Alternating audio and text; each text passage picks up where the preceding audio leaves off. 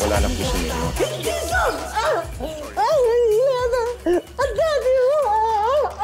Pumanaw na ang ating pinakamamahal na mayor na si Joaquin El Jefe Guerrero matapos isugod sa ospital dahil sa matinding stroke na nauwi sa brain hemorrhage. Siguradong napakasakit nito para kay Bobby, para sa apo ko. Sergeant Enriquez, Attorney, anong ginagawa ng babaeng yan dito? dahil kasama siya sa papamanahan ni Mayor Joaquin. Isang resort at 10 million pesos? Oo, pero iniisip muna niya kung anong gagawin niya doon sa mga minana niya.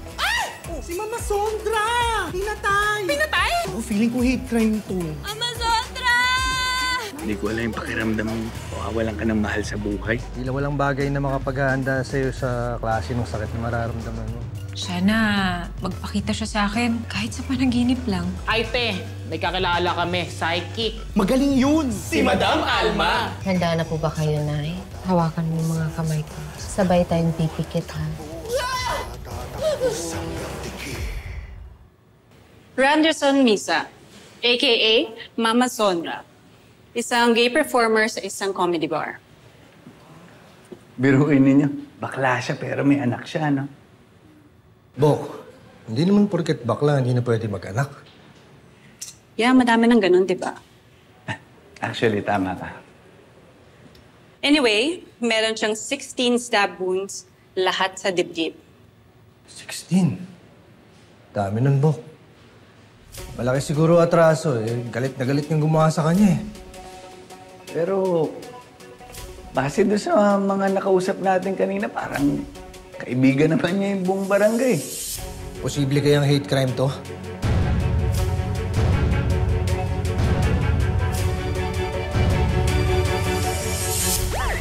Kumilos na, wala ka na.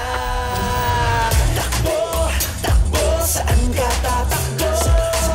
Hawak ko ang laro, ngayon ang oras mo. Takbo, takbo, saan ka tatakbo? Huwag kang aatras, kami sa hanggang dikit. Takbo, saan ka tatakbo? Sa dikit. Nakikita ko na siya! Sabi, pikit mata. Ah! Ah!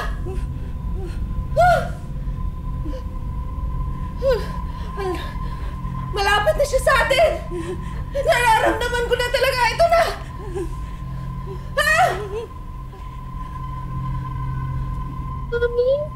Mami?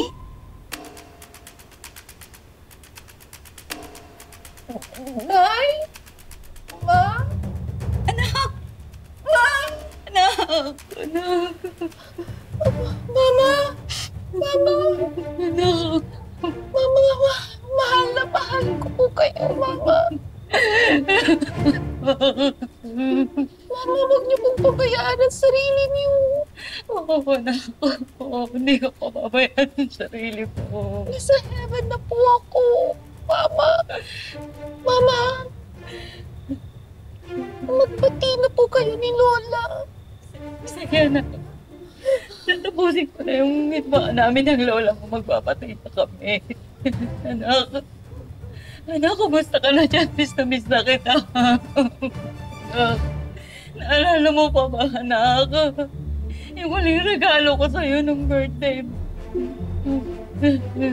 Anak. Anak.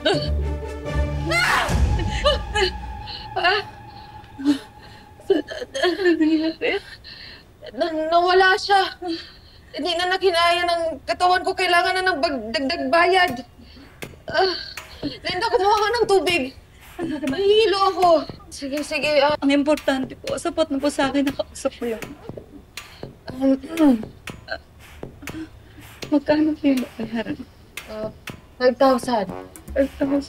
Sige po. Okay. Masyadong malakas yung espiritu. Sige po.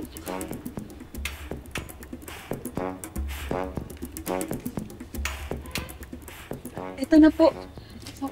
Maraming salamat po, Madam Alma. Maraming salamat, Nay. Basta pag may kailangan ka, punta ka lang dito, ha? Akong bahala sa'yo. Alma! Walang giya ka? Oportunista! Peke! Scammer ka!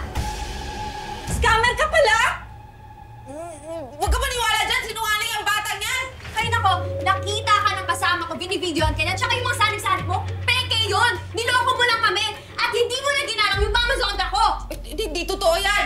Uy, ibalik mo yung pera ko! Peke ka pala eh! Ibalik mo yung pera mo! Uy, akin yung pera!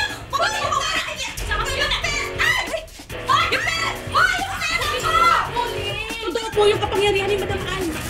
Kung sa harap siya sinaksak nun, ibig sabihin, kaharap niya talaga eh. Nag-uusap yun. Mga pulis! Mga pulis! Huliin niyo yan! Huliin niyo yung babaeng yan! Hoy! Teka, sandali. Ano nangyayari dito? Talagang babae ka! Ano ba? Scammer ka! Agay! Teka. Ano ba talaga nangyayari dito? Sir, huliin niyo po yung babaeng yan. Manluloko yan. Sasampahan ko ng kaso yan eh. Scammer ka!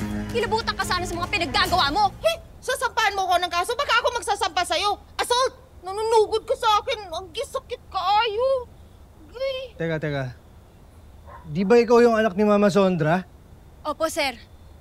Oh, bakit mo naman sinasabing scammer to? Paano ba naman, sir? Humingi lang ako ng tulong sa kanya para malaman ko kung sino talaga pumatay sa mama ko. Tapos, malaman ko, acting lang pala niya. Sabi niya, makakausap ko si mama, pero hindi. Scammer! Acting?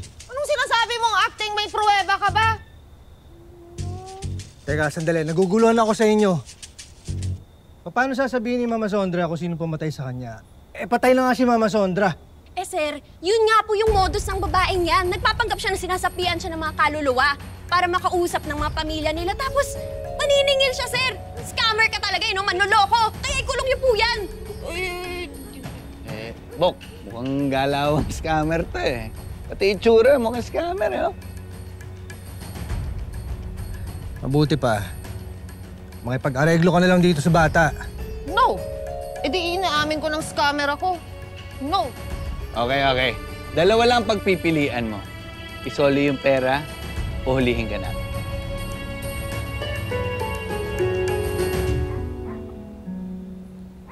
Sadali. Ahak, manuunin. Ngita akong kwarta. Ang hirap-hirap naman kumita ng pera. Huh? Kunin mo. Akin na. Masaya ka na? Ayan.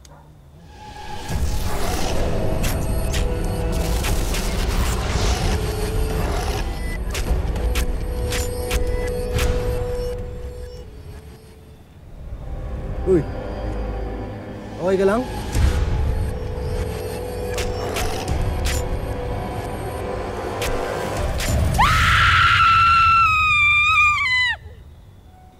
Akin na nga yung pamaypay ni Mama. Pati ba naman to nanakawin mo? Sir, anong nangyari sa akin? Hindi ko maintindihan. Bok, parang pati tayo gusto iskamin nito ah. May nakita ako! Yung ganun! Yung pangsaksak, parang kutsilyo. I speak, nakita ko! I speak? Oo, hindi ko alam. Basta ang daming beses na sinaksak. Ang dami talaga. Labing-anim. Oo. Tapos yung taong pumatay, andun lang sa paligid. Andun lang siya. Hala, Ginoo ko, ano sabi na itabo na ako? Mauna ba niya akong karma? Ano ba itong nangyayari sa akin? Nakarma na ba ako? Ginoo ko, tapang.